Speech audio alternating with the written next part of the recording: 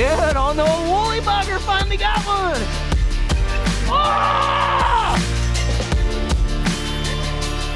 Oh, look at these things, they're perfect. Cut those bad boys. Look at that.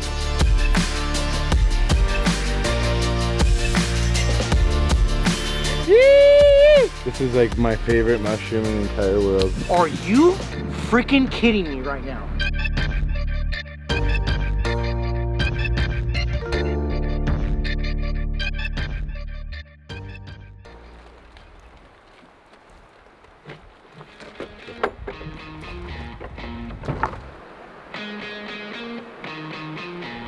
Get it!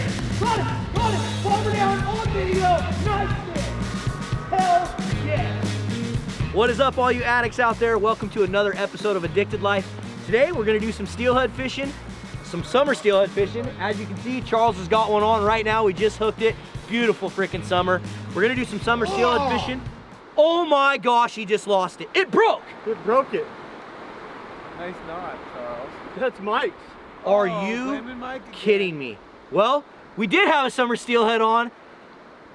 Tell Charles how you guys feel out there. Comment below. Let's see what you guys think about Charles. He tried to blame that on Mike, but there's one cardinal rule. When you borrow someone else's gear, make sure you check the knots. Make sure you check everything on it. If you don't feel confident in that person, this so being Mike Kaplan, make sure you retie it, because Charles just lost a nice fish. Anyway, everyone, thanks so much for tuning in. We appreciate you guys joining us. Like I said, we're going to do some summer steelhead fishing. Hopefully we can hook a couple more. And we're also going to drive way up into the mountains, and we're going to try to catch some high mountain trout. Stick with us. We hope you enjoy this episode of Addicted Life. Stay tuned. He took that so light. It popped while See that? You feel like a trout, Jordan. It was all tap, tap, tap, tap, tap, tap, tap. Oh, man, I'm so freaking... Look at Charles's float down there. Everyone floating away. Guys, we will catch more steelhead. Comment below. Let us know if you guys are liking these episodes. We really want to know what you guys feel about these Addicted Lives. We've done some bass ones and stuff so far that you guys don't seem to like. You're not watching them as much as you do the steelhead and all that kind of stuff. So let us know what species, what kind of fish you want to see us chase.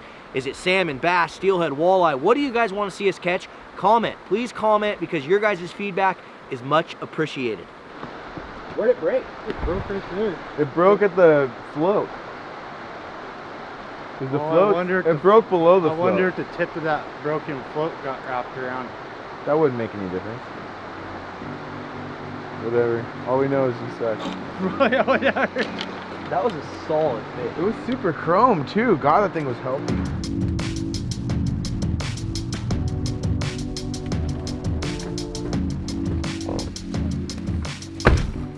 It's too bright, dude. That blackhead murders in here.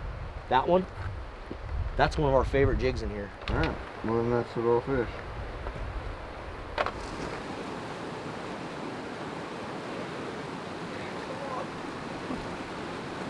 Cleaning out the river right here. Look at that trophy, dude. What do you guys think? 7, 8? What do you guys out there watching think that thing weighs? It's gotta be at least 8, right, Jordan? You gotta let these wilds go. Yeah, I literally went like to swing it around your head, and it snagged right into the tree. I think you got this one. Yeah. We're good.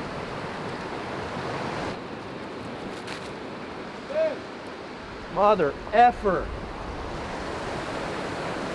At some point, I'm gonna get this jig and bead out into the water and catch a fish. If I could stop snagging on every single damn thing in sight. Holy wind. Oh yeah, just how we like it, downstream wind. Everyone out there watching, downstream wind is the absolute worst when it comes to float fishing. Not what you want.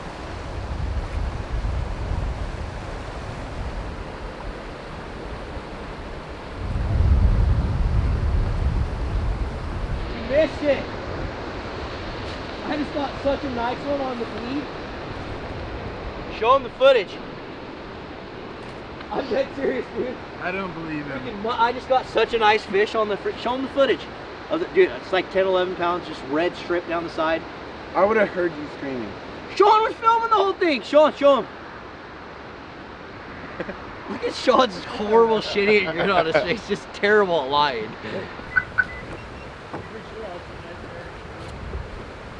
Charles, why did you have to lose the only freaking steelhead we hook? How was I supposed to know that Mike's line was gonna fail? Everyone out there watching, please freaking call out Mike Kaplan and tell him he needs to have better knots, better line, and call out Charles, because Charles, you need to be checking stuff, dude. How do you inspect line like that? How do you know that's gonna fail? If it's not yours, you retie it. I guess I should have retied Mike's stuff. Who thinks that Charles, if you guys think that Charles should have inspected this and it's his fault, comment. If you think that it's Mike's fault, comment and let us know. We're on our way up to go catch some high mountain trout. Stay tuned.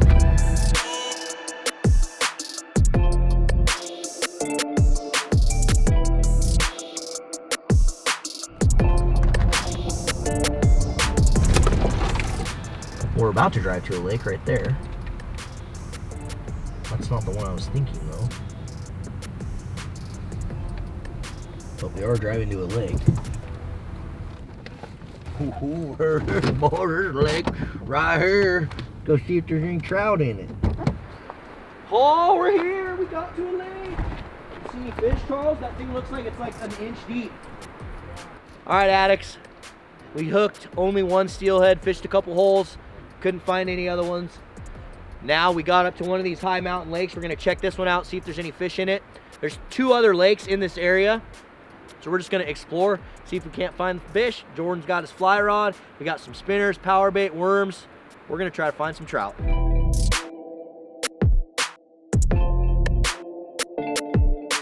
I saw one that was like that big.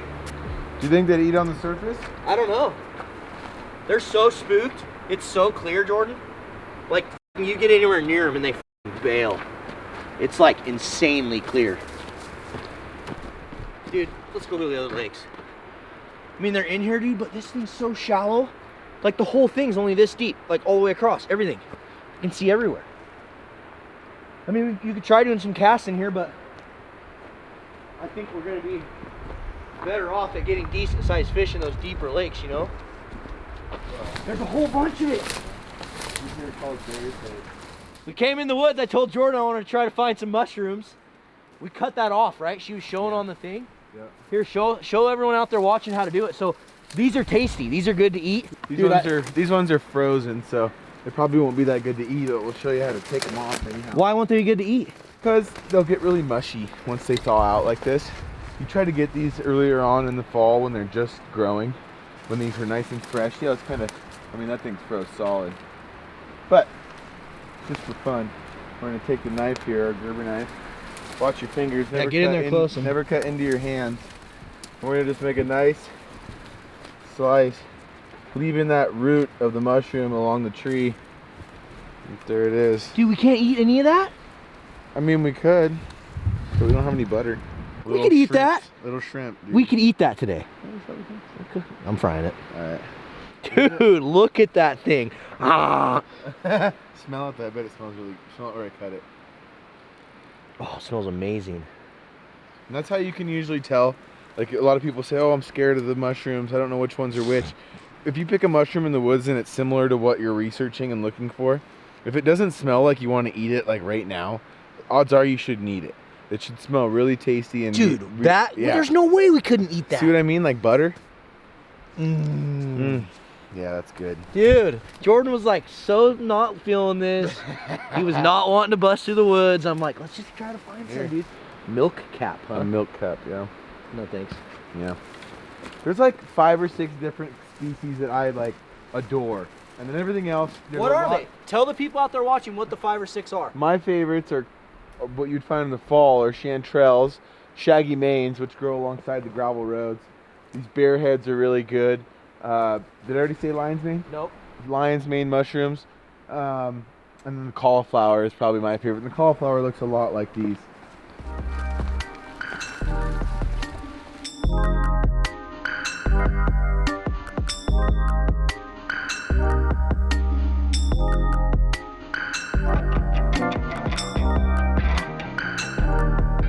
Any bites, Charles? Dude, follow it to the bank. Anything good size? One was like 10 inches maybe.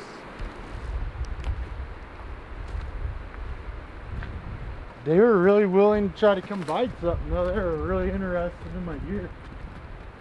All right, there was like 5 fish in that entire lake, and they were all like this big, so that lake was a failure.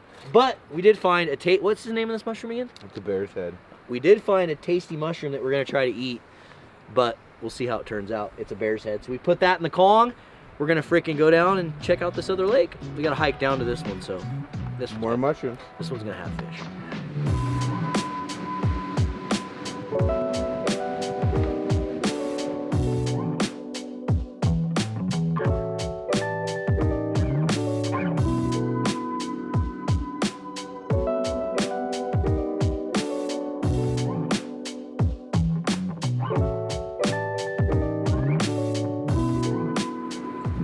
I didn't know you were gonna say that.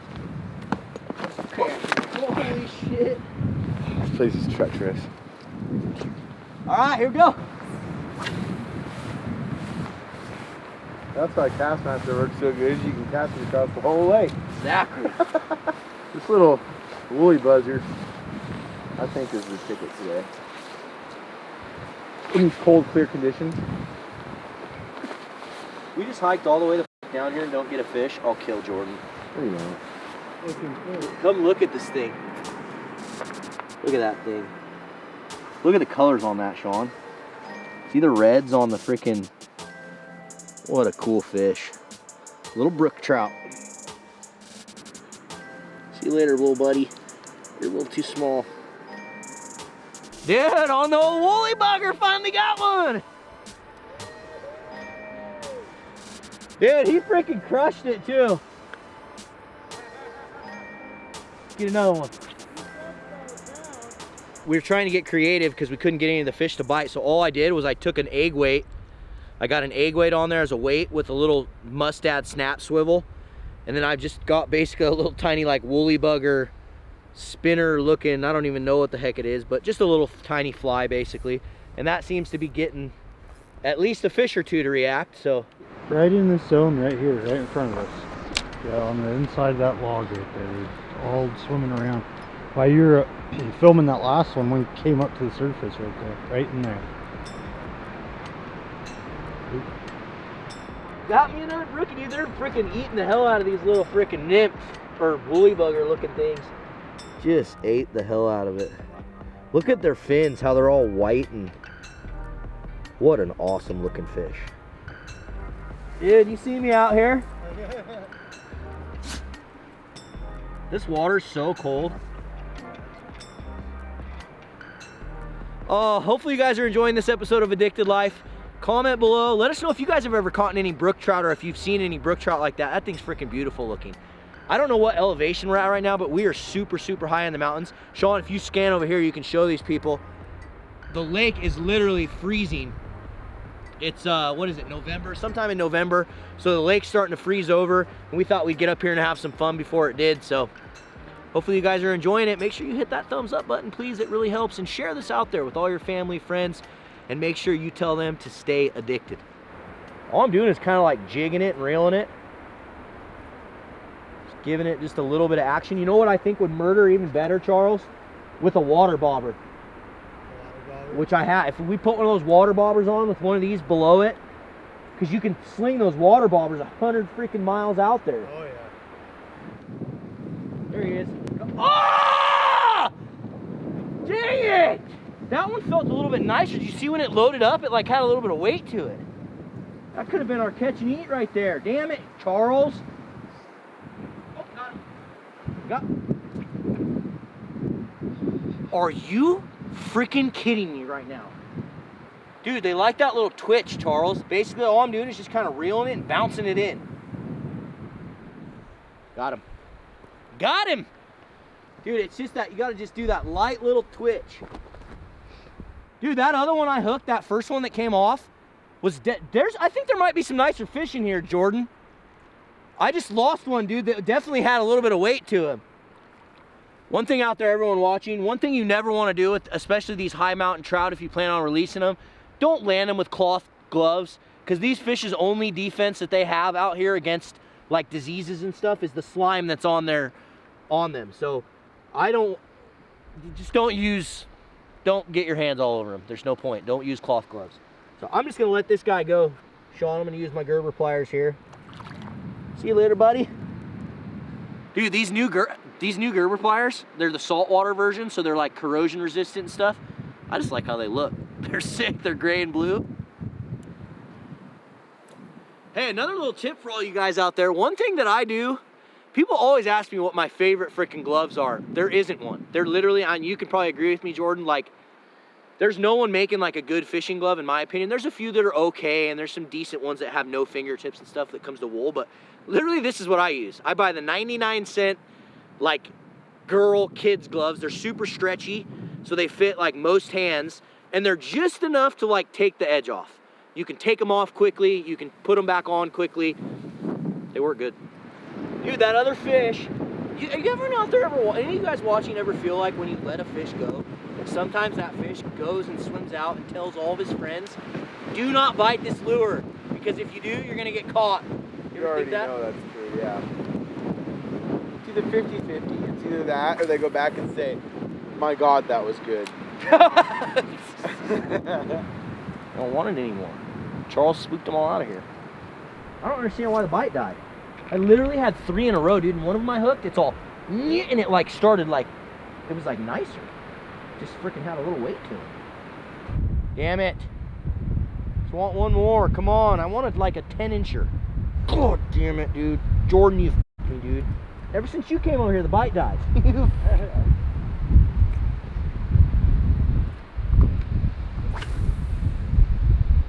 just not casting far enough. All right, last cast, and then let's bomb, guys. We got a freaking 45-minute hike out of this. All right, last cast for sure. How many times do you think a fisherman says last cast and then casts like 2 or 3 times? The things we do to catch little tiny trout.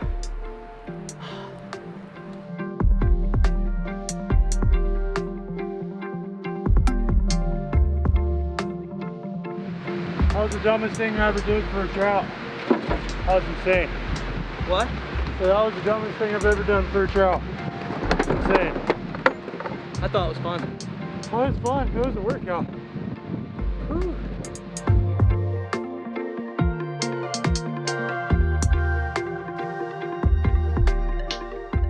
Here we are. We made it out of. Charles, did you make it? Barely. That was tough. Hopefully you guys are liking this episode of Addicted Life. Jordan thinks he can find us a couple mushrooms in the woods right here. So I'm gonna start getting some, I got some deer brats I'm gonna cook up. We got some deer jerky that we're eating. This stuff is freaking tasty. Oh my God.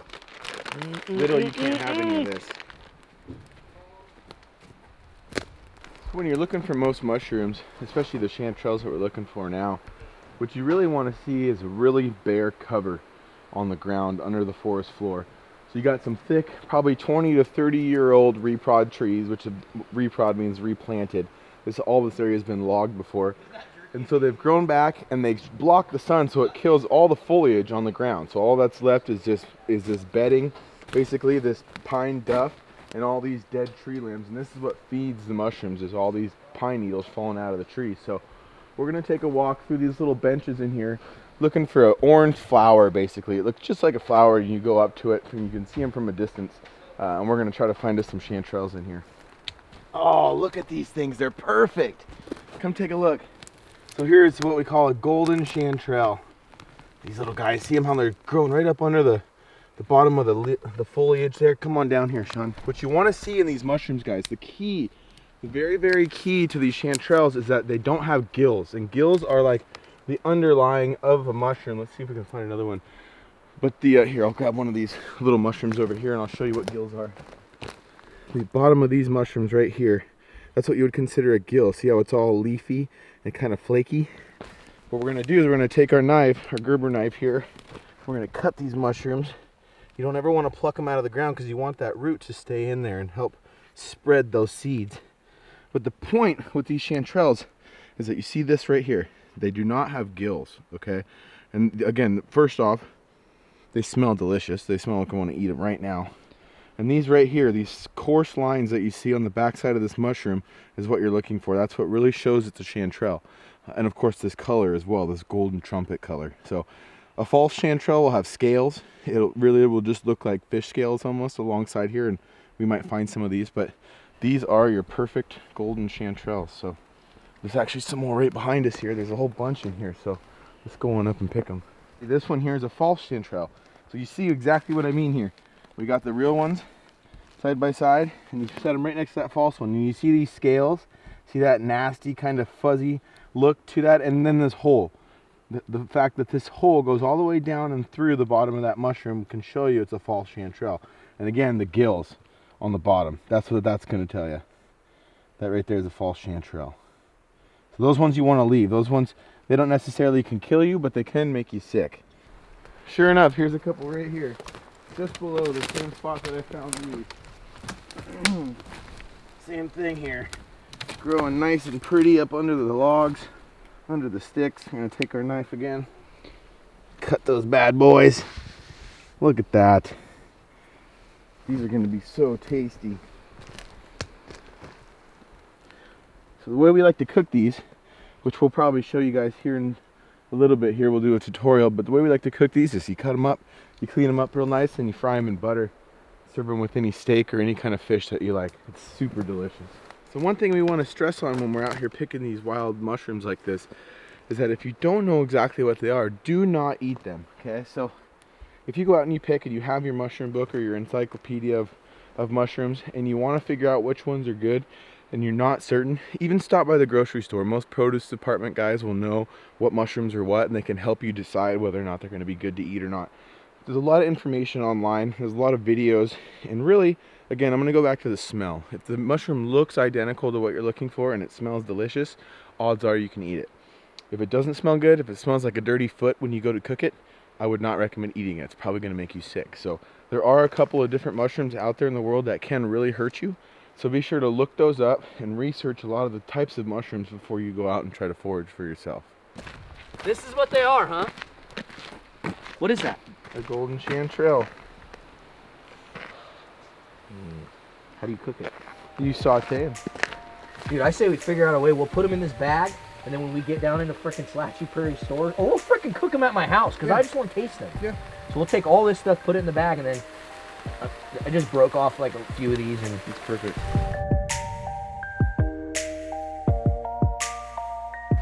This is like my favorite mushroom in the entire world. Oh my god. So these guys are over here building fires, being cavemen and stuff. And me and Charles went for a little walk, and I found my favorite mushroom in the world. Oh my god. Oh my god, it's gonna be so good. Look at this little Thanksgiving cornucopia we have over here. This is called a cauliflower mushroom. Same family as this bear's head here. Similar taste, but this one's 10 times better. Look at all those. What a day. We got some freaking chicken ones. These are chicken, these smaller guys. And the other ones are deer. Damn, these look good.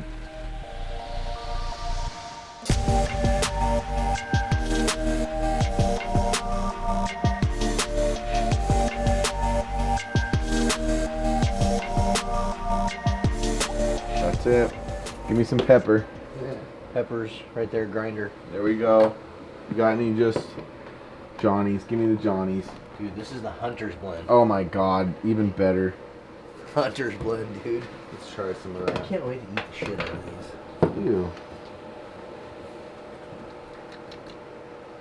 Blendy. All right, all you addicts. Thanks so much for tuning in. As always, from now on all these Addicted Life episodes, we're going to give you the opportunity to win a prize pack to our website. All you got to do is like this episode, give it a thumbs up, share it out there, share it out to your Facebook, Instagrams, wherever, share it out to your YouTube channel feed, and comment.